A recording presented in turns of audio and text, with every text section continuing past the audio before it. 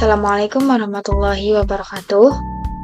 Halo teman-teman, kembali lagi dengan saya Umi Humairah. Di bab 8 kali ini kita akan membahas tentang accessing command line. Di sini ada 3 materi yang akan kita bahas. Yang pertama, kita akan mencoba mengganti bahasa pada Debian atau change language in Debian. Yang kedua, pengenalan basic terminal. Dan ketiga, password root pada Ubuntu. 1. Change language. Kalian bisa buka aplikasi VirtualBox terlebih dahulu, kemudian teman-teman bisa menyalakan Debian-nya.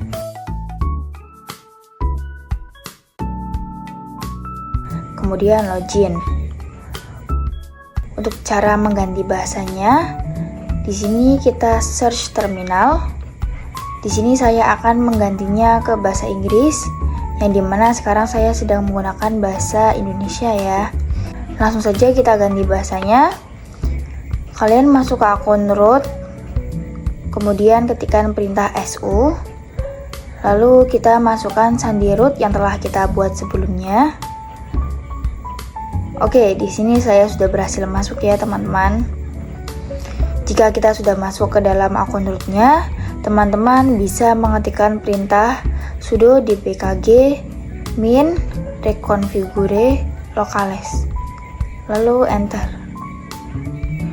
Nah, ketika di enter, dia akan menampilkan tampilan seperti ini pada terminalnya, yang mana di sini kita bisa mengganti bahasanya pada locales to be generate. Jika kalian sedang menggunakan bahasa Inggris, kemudian ingin menggantinya ke bahasa Indonesia, teman-teman bisa mencari kodenya, yaitu id_id.udf min 8 udf min 8.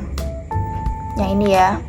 Selanjutnya, jika saya ingin mengganti bahasanya dari bahasa Indonesia ke bahasa Inggris, maka saya akan menggunakan kode en_us.udf min 8 udf min 8. Untuk cara memilihnya, teman-teman bisa menggunakan tombol spasi dan nanti dia akan muncul bintang seperti ini. Jika sudah, kalian bisa klik enter, kemudian arahkan kursornya ke en_us.udf min 8, lalu enter. Nah, di sini dia akan mengenerating lokal. Kemudian kita tunggu sampai selesai ya. Selanjutnya, untuk mengganti bahasanya, kalian bisa klik bar aktivitas. Lalu di sini kita cari pengaturan. Selanjutnya, kalian bisa cari wilayah dan bahasa. Lalu di sini kita klik yang bahasa. Kemudian kita bisa mengubah bahasa keduanya menjadi bahasa Inggris semua. Setelah itu kita login dulu. Di sini kalian akan diminta untuk bahasa penamaan filenya. Di sini saya akan menggunakan bahasa Inggris. Jadi saya pilih yang update 6.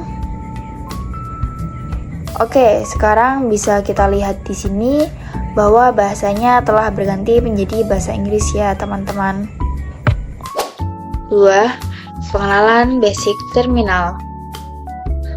Oke, kalian bisa langsung buka terminal terlebih dahulu. Jadi, jika teman-teman ingin mengetahui nama dari username teman-teman, maka kalian bisa menggunakan perintah who am I, lalu enter. Di sini bisa kita lihat bahwa username saya adalah Umi. Dan kita juga bisa mengecek nama hostname kita dengan perintah hostname ctl lalu enter. Nah, di sini bisa kita lihat static hostname-nya saya adalah Umi09. Kemudian, cara untuk mengecek keberadaan kita sekarang, teman-teman bisa menggunakan perintah pwd lalu enter. Bisa kita lihat di sini, saya sekarang sedang berada pada tampilan home ya. Bisa kalian lihat pada lamang di sini seperti gelombang. Jadi di sini saya akan membuat tampilannya agar tidak di home directory lagi dengan menggunakan perintah cd spasi slice etc.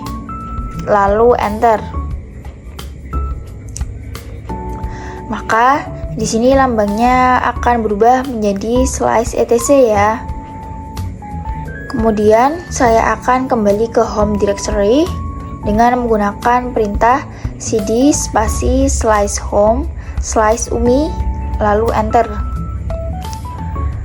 Oke, teman-teman bisa lihat bahwa lambangnya telah berganti menjadi gelombang lagi, yang dimana menandakan bahwa kita telah kembali ke home directory.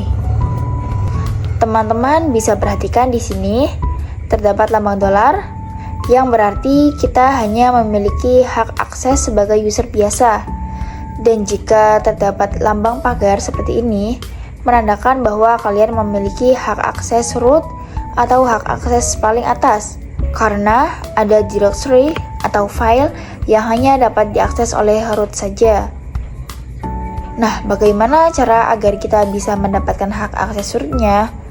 Yang pertama, teman-teman ketikkan perintah su, lalu masukkan passwordnya.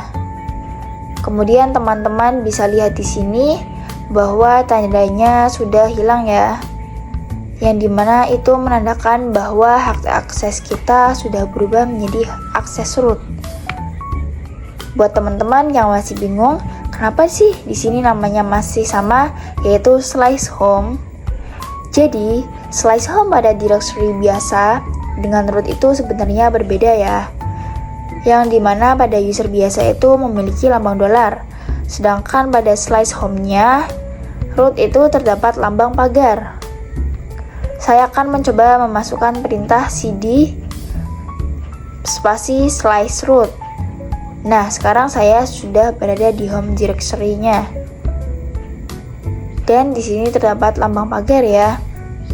Kemudian bagaimana jika kita ingin keluar dari directory root-nya?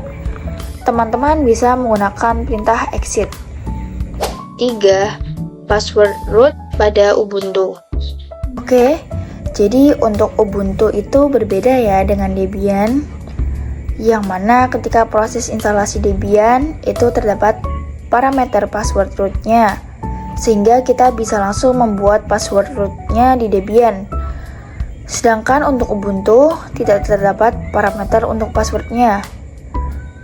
Di sini langsung saja teman-teman bisa buka terlebih dahulu Ubuntu-nya, kemudian login terlebih dahulu.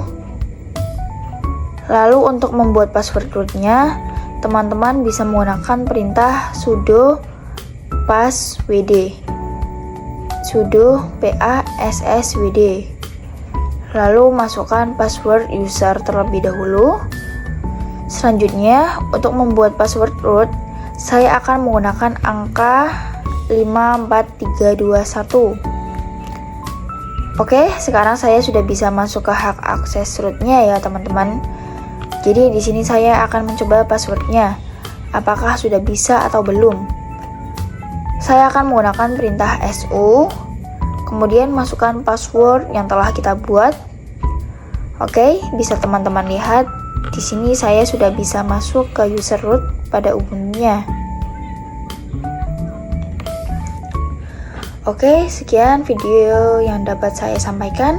Kurang lebihnya mohon maaf. Sampai jumpa pada video selanjutnya. Wassalamualaikum warahmatullahi wabarakatuh.